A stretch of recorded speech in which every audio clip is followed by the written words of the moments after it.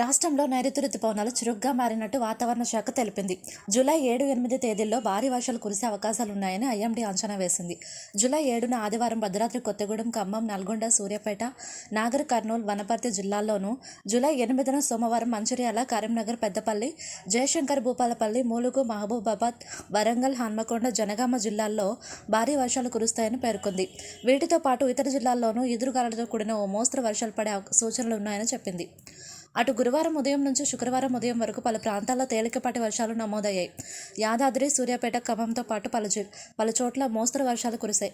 శుక్రవారం రాత్రి హైదరాబాద్ నగర శివార్లోని ఎల్బీ నగర్, వనస్థలిపురం, హయాత్ నగర్, పహాడి షరీఫ్, తుక్కుగూడ, బాలనగర్, బిఎస్ రెడ్డి నగర్లో మోస్తరు జల్లులు పడ్డాయి.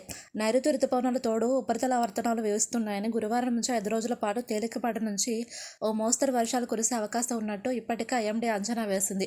ముఖ్యంగా దక్షిణ తెలంగాణ జిల్లాల్లో భారీ వర్షాలు కురుస్తాయని ఐఎండీ ఆయా జిల్లాలకు ఎల్లో అలర్ట్ జారీ చేసింది. అలాగే హైదరాబాద్లో పొడి వాతావరణం ఉంటుందని, ఉత్తర తెలంగాణలో చిరుజల్లులు కురుస్తాయని వెల్లడించారు. గంటకు 30-40 కిలోమీటర్ల వేగంతో ఎదురుగాలులు వీచే అవకాశం ఉందని పేర్కొన్నారు. వీటికి తోడు ఉరుములు, మెరుపులతో పాటు పిడుగులు పడవచ్చని ప్రజలు అప్రమత్తంగా ఉండాలని సూచించారు. జూలై 6 నుంచి రుతుపవనాలు చురుగ్గా మారుతాయని హైదరాబాద్ వాతావరణ కేంద్రం అంచనా వేసింది. వీడియో కనుక మీకు ఇన్ఫర్మేటివ్గా అనిపిస్తే లైక్ చేయండి, షేర్ చేయండి, సబ్స్క్రైబ్ చేసుకోండి. Thanks for watching video.